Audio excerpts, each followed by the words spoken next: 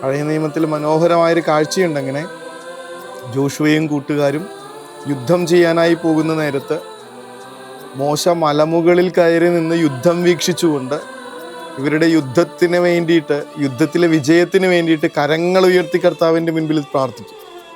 ആ സമയത്ത് മോശയ്ക്ക് കാണാൻ പറ്റുന്നുണ്ട്, തൻ്റെ കരങ്ങൾ ഉയർത്തിയുള്ള പ്രാർത്ഥനയുടെ നേരത്ത് ജോഷുവയും കൂട്ടുകാരും ഇസ്രായേൽക്കാര് അവിടെ യുദ്ധത്തിൽ വിജയിക്കുന്നുണ്ട്. വലിയ പ്രതീക്ഷയൊന്നുമില്ലാത്ത യുദ്ധമാണ്.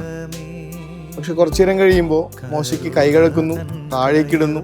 ആ സമയം ജോഷുവയും കൂട്ടുകാരും തോറ്റു തുടങ്ങുന്നു. ഇതിങ്ങനെ 1-2 തവണ ആവർത്തിക്കുമ്പോൾ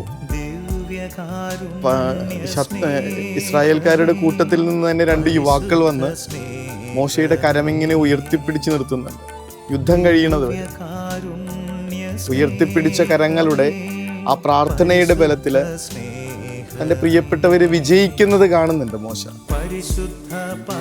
വരുന്ന സന്ദേശവും ഓർമ്മപ്പെടുത്തലും സുവിശേഷവും ഇതാണ്: പ്രിയപ്പെട്ടവർക്ക് വേണ്ടി ഉപ്പുകരങ്ങളോടുകൂടി ഒരു പ്രാർത്ഥനയുണ്ടായിരിക്കട്ടെ.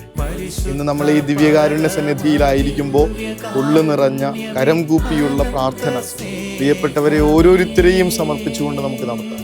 തീർച്ചയായിട്ടും യുദ്ധത്തിൽ ഇസ്രായേൽക്കാരെ വിജയിച്ചതുപോലെ അമ്മയുടെ പ്രാർത്ഥന കേട്ട് ഈശോയുടെ പാനപാത്രത്തിൽ ആദ്യം പങ്കുചേരാൻ യാക്കോബ് ശ്ലീഹ എന്ന മകന് അനുഗ്രഹം ലഭിച്ചതുപോലെ ആ വിശുദ്ധമായ പ്രാർത്ഥന കേട്ട്, അപ്പൻ്റെ പ്രാർത്ഥന കേട്ട് തൻ്റെ പ്രവാചകനായി സ്നാപക യോഹന്നാനെ സ്വർഗം നിയോഗിച്ചതുപോലെ നമ്മുടെ പ്രിയപ്പെട്ടവർക്ക് വേണ്ടിയിട്ടുള്ള പ്രാർത്ഥനകളൊക്കെ അതിൻ്റെ ഫലപ്രാപ്തിയിൽ എത്തിച്ചേരുമെന്ന് ഉറച്ചു വിശ്വസിച്ചു പ്രിയപ്പെട്ടവരെ ഓരോരുത്തരെയും കർത്താവിൻ്റെ തിരുനടയിലേക്ക് സമർപ്പിച്ച് മുട്ടിന്മേൽ നിന്ന് അവിടുത്തെ ആശീർവാദത്തിനായി അവർക്ക് ഓരോരുത്തർക്കും വേണ്ടി പ്രാർത്ഥിച്ചുകൊണ്ട് നമുക്ക് കർത്താവിൻ്റെ അനുഗ്രഹത്തിനായി സ്നേഹമേ.